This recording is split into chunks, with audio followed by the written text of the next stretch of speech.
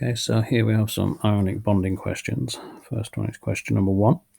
Ionic bonding then is one of 3 types of chemical bonds, and it's asking us to find 2 compounds in the first 5 compounds there which are going to be bonded ionically.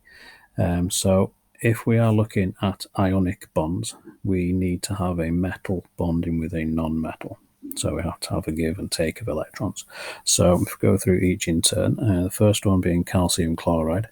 Calcium is a group 2 metal, chlorine group 7 non-metal. So that one will form an ionic bond. In carbon dioxide's case, both carbon and oxygen, which will be in the dioxide part of the molecule, are both non-metals. So that will be bonding not ionically, be covalent. Likewise, phosphorus trichloride, both phosphorus and chlorine are non-metals. In potassium oxide, potassium is a group 1 metal. Oxygen, as we've already established, is a group 6 non-metal, so that one will bond ionically. And in the final example, obviously we were told there were only 2 compounds anyway, but nitrogen monoxide, nitrogen is a non-metal and oxygen still is a non-metal. So that's going to be bonding covalently as well.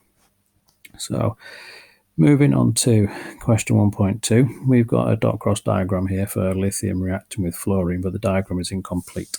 So we need to add an arrow to show the transfer of electrons. So we've got the metal on the left-hand side, which is the lithium, and we've got the non-metal on the right-hand side, which is the fluorine.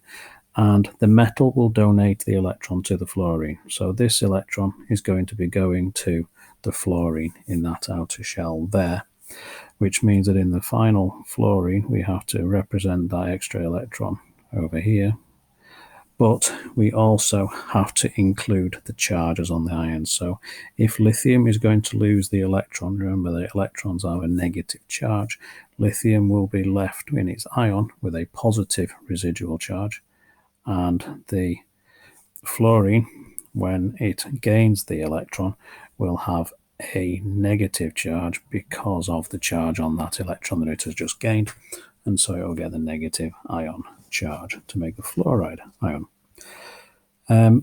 When that occurs, then we have a lithium ion, lithium plus, attracted to a fluoride minus. That's what's called the ionic bond, and we have to name that force, and this is an electrostatic force of attraction. It basically means that it is the positive and negative charges that are attracting each other towards each other, and that's what holds lithium fluoride together.